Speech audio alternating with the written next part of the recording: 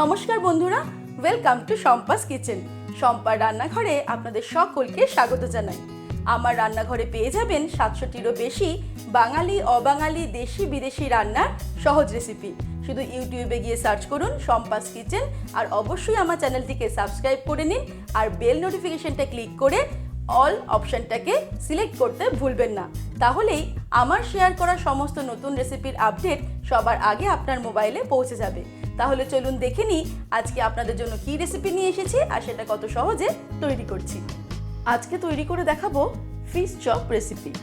যে কোনো স্ন্যাক্স বারে বা বিয়ে বাড়ি বা যে কোনো অনুষ্ঠান বাড়িতে প্রথমে ভেটকি মাছের ফিশ ফ্রাই তৈরি করার পরে যে মাছগুলো পড়ে থাকে, অর্থাৎ কাটিং করার পরে যে ছাট মাছগুলো পড়ে থাকে, সেটা দিয়ে কিন্তু ফিশ চপ তৈরি করা হয় স্ন্যাক্স বারগুলোতে আর অনুষ্ঠান বাড়িতে। আজকে আমিও সেই রকমই কিছু ভেটকি মাছ নিয়ে এই ফিশ চপ তৈরি করা দেখাবো, যেটা তৈরি করা খুবই সহজ কিন্তু স্বাদে দুর্দান্ত। তাহলে চলুন দেখে নিই এই ফিশ চপ আমরা অতি সহজে কি করে তৈরি করব। সবার প্রথমে আমি ভেটকি মাছ নিয়ে নিয়েছি। ভেটকি মাছের ফিশ ফ্রাইয়ের জন্য ভেটকি ফিলে তৈরি করার পরে যে অবশিষ্ট অংশগুলো রয়েছে সেগুলো আমি নিয়ে নিয়েছি 300 গ্রাম। ভালো করে ধুয়ে জলটাকে ছড়িয়ে নিয়েছি। এবারে আমি তৈরি করব ফিশ চপ।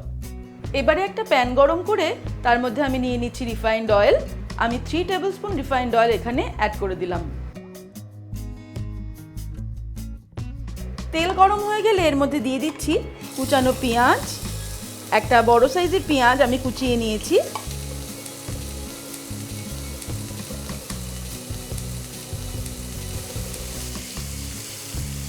পেঁয়াজটাকে মিডিয়াম ফ্লেমে ফ্রাই করব 5-6 মিনিট।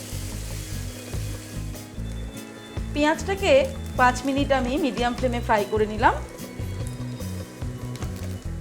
এবার এর মধ্যে দিয়ে দিচ্ছি 1 টেবিল স্পুন পরিমাণে আদা রসুন কুচি। আদা রসুনটাকে আরও মিনিট খানেক মিডিয়াম ফ্লেমে ফ্রাই করব।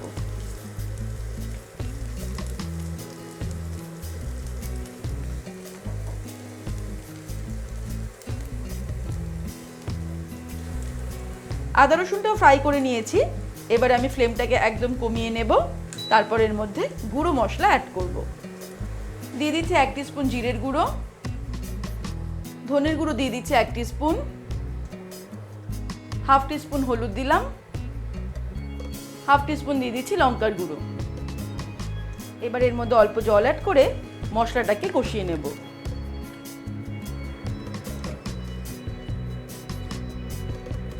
ফ্লেমটাকে মিডিয়ামে করে মশলাটাকে কষাতে হবে।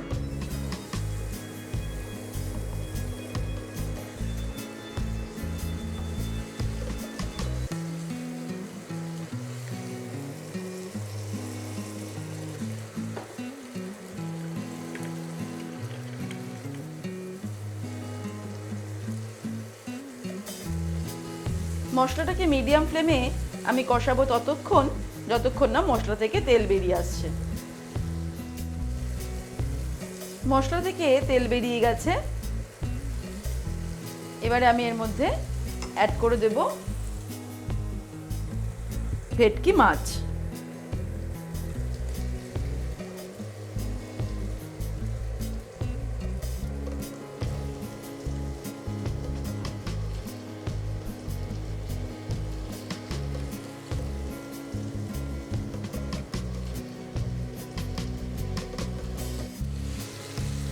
মাছটাকে ভালো করে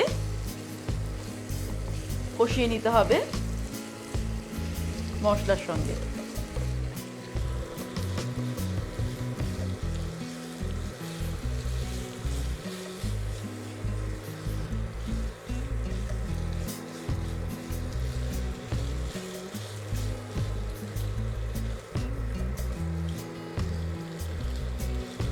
এই সময় দিয়ে দিচ্ছি 1 টিস্পুন নুন, আপনারা স্বাদ অনুসারে দেবেন।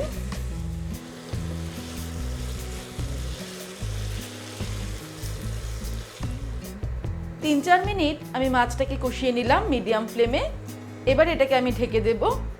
ফ্লেমটাকে মিডিয়াম টু লোতে রেখে 5 মিনিটের জন্য ঢেকে দিলাম। 5 মিনিট পর ফিরে আসছি। 5 মিনিট হয়ে গেছে। এবার আমি ফ্লেমটাকে হাইতে করে মাছগুলোকে এভাবে মিশিয়ে দেব।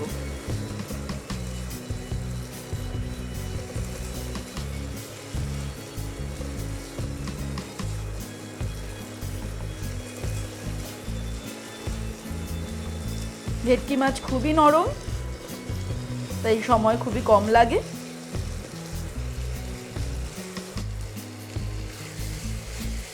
এই সময়টা আমাদের নাড়তে নাড়তে রান্না করতে হবে, না হলে নিচে লেগে যেতে পারে। আর আমি এর মধ্যে অ্যাড করে দিচ্ছি একটা বড় সাইজের আলু, আমি ম্যাশ করে রেখেছি সিদ্ধ করে। সেটা দিয়ে এবার নাড়তে নাড়তে আমি মেশাতে মেশাতে রান্নাটা করব।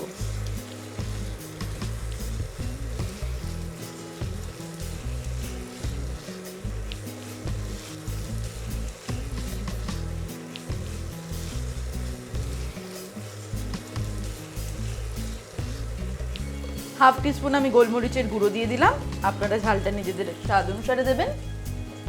আর হাফ টিস্পুন দিয়ে দিচ্ছি গরম মশলার গুঁড়ো। 2-3টে কাঁচা লঙ্কা কুচি দিয়ে দিলাম।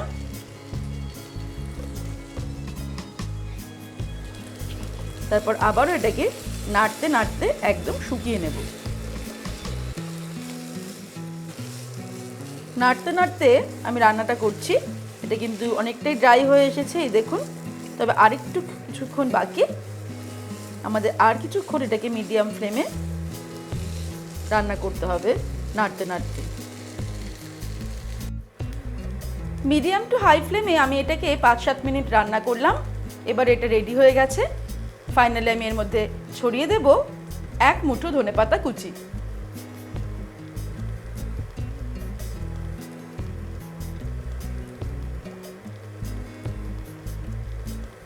তারপরে একটু মিশিয়ে নেব। তারপর আমি ওভেনটাকে অফ করে দিয়ে এই মিশ্রণটাকে একটা অন্য পাত্রে নিয়ে নেব।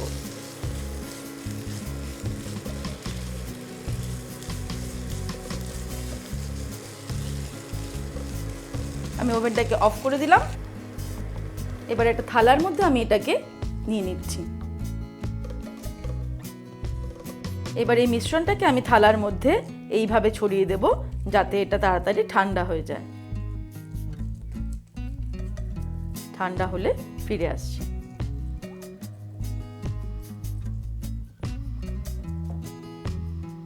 মিশ্রণটা সম্পূর্ণ ঠান্ডা হয়ে গেছে।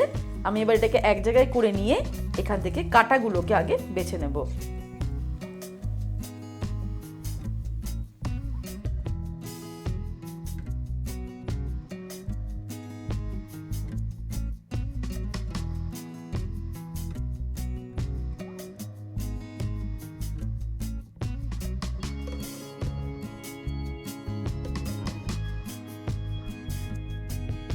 কাঁটাটাকে আমি ঢেলঢেল করে বেছে নিয়েছি। এবার এটাকে আর একটু মেখে নিচ্ছি, যাতে কোনো কাঁটা থাকলে সেটা আমার হাতে হাতে ধরা পড়ে।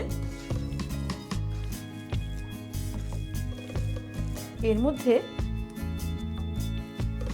ভালো করে আমি একটুখানি চেক করে নিই একবার। এবারে এর মধ্যে আমি সামান্য পরিমাণে বিস্কুটের গুঁড়ো অ্যাড করে দিয়ে মেখে নেব, যাতে বাইন্ডিংটা ভালো হবে।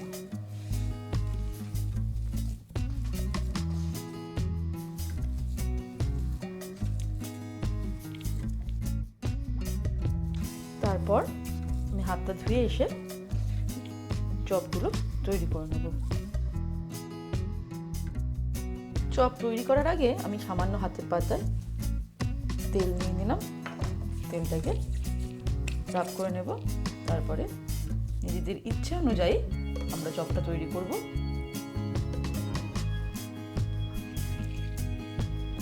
যদি এর মধ্যে কোনো কাঁটা থেকেও যায়, তাহলে কিন্তু চপ তৈরি করার সময় আমাদের হাতে সেটা ধরা পড়ে যাবে।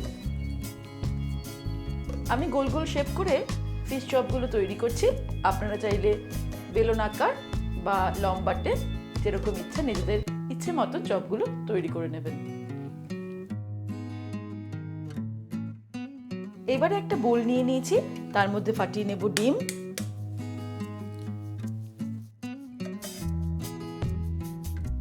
আমি 2টো ডিম ফাটিয়ে নিচ্ছি।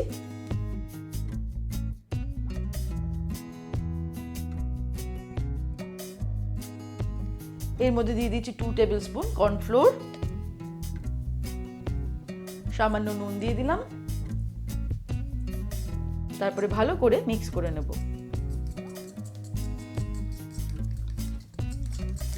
ডিম আর কর্নফ্লোরটা ভালো করে মিক্স করে নিয়েছি।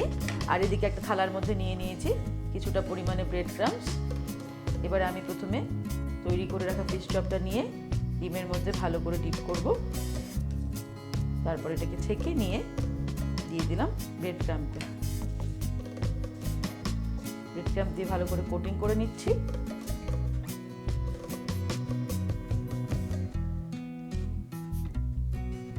কোটিং করার পর আমি আরও একবার এটাকে ডিমের মধ্যে ডিপ করব, কারণ আমি এখানে ডাবল কোটিং করছি, তবে আপনারা চাইলে সিঙ্গেল কোটিংও করতে পারেন। তারপর আবারও এটাকে কোটিং করে নেব।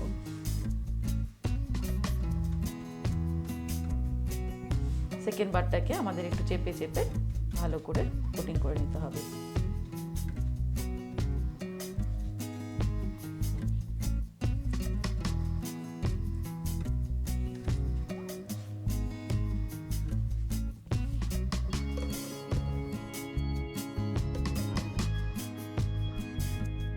এইভাবে আমি সবকটা করে নেব।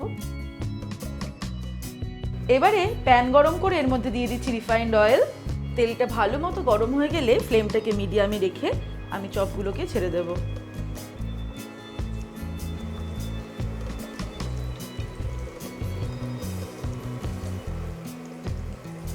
কিছুক্ষণ পরে আমি চপগুলোকে উল্টে দিলাম। এইভাবে উল্টে পাল্টে আমাদের ভালো করে মিডিয়াম টু হাই ফ্লেমে ফিশ চপগুলোকে ফ্রাই করতে হবে। আবারও মিনিট খানেক হলে আমি উল্টে দিচ্ছি।